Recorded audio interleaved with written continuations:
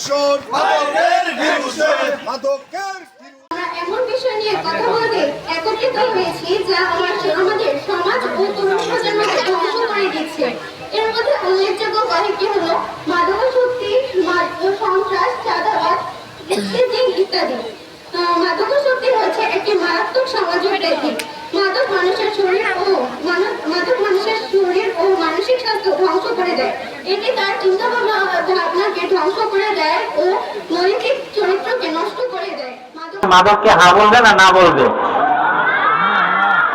আবার জিজ্ঞেস করছি, ওই পাশে শোনা যায় না, আওয়াজ শোনা যায় না। ছেলেরা ভালো করে শোনো, মাদককে হা বলবে না না বলবে? হা বলবে না না বলবে? হা বলবে না না বলবে? ধন্যবাদ।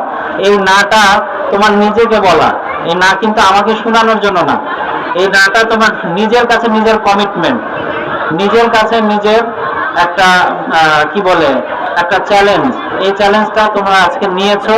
তোমরা চেষ্টা করবে তোমার আশেপাশে শুধু নিজে না, কেউ যদি মাদকের কারণে নষ্ট হয়ে যাচ্ছে এরকম দেখো, তাকে আগে প্রথমে তোমরা বন্ধুত্বের বেড়াজালে আটকাও, তাকে সামাজিকতার বেড়াজালে আটকাও, আগে তাদেরকে সমাজের কাছে নিয়ে আসো।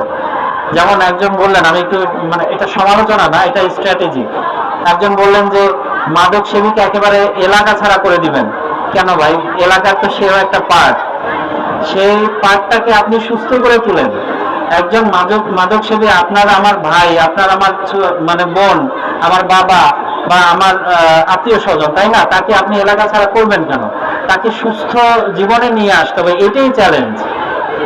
যেখানে অসুস্থ আছে তাকে, অসুস্থ রোগীকে কি আমরা, যে করোনা রোগী ছিল, করোনা রোগীকে কি আমরা মেরে ফেলেছি? তাকে সুস্থ করেছি, কোয়ারেন্টাইন করেছি।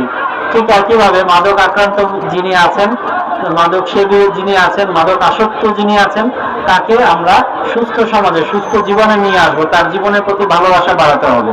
আমরা চাই না যে তাকে সমাজ থেকে সমাজ ছাড়া করতে। একটা প্রবাদ আছে, পাপকে ঘৃণা করো পাপ